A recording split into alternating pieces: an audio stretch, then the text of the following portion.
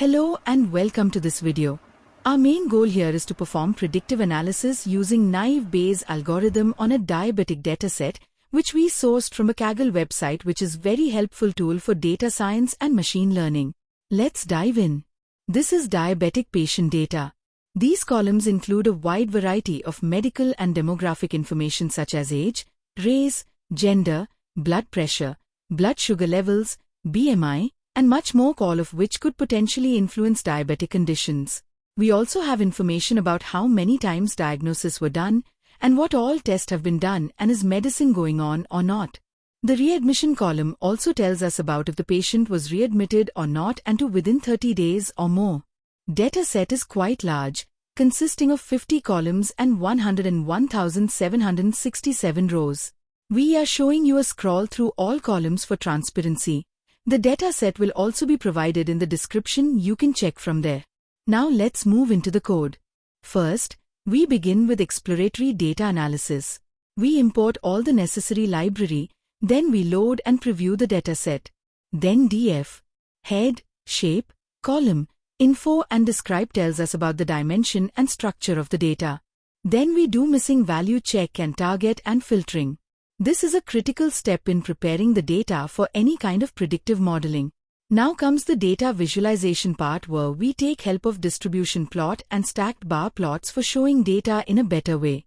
Next, we apply the naive Bayes classifier, a simple yet powerful machine learning algorithm based on Bayes' theorem. Here, the model is trained on a portion of the data and then tested on the remaining part.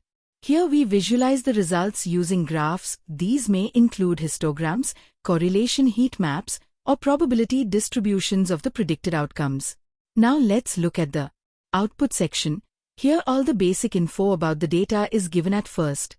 Then all the graphs are shown to get a better understanding about the data.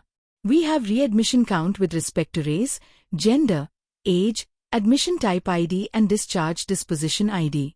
Each type of graph shares important information which we often ignore when going through tabular data. Classification report. This gives us key metrics such as precision, recall, F1 score, and accuracy. Precision tells us what percentage of predicted positives were actually positive. Recall tells us what percentage of actual positives were correctly predicted. F1 score is the harmonic mean of precision and recall, a balanced metric when you care about both false positives and false negatives. Accuracy shows the overall correctness of the model.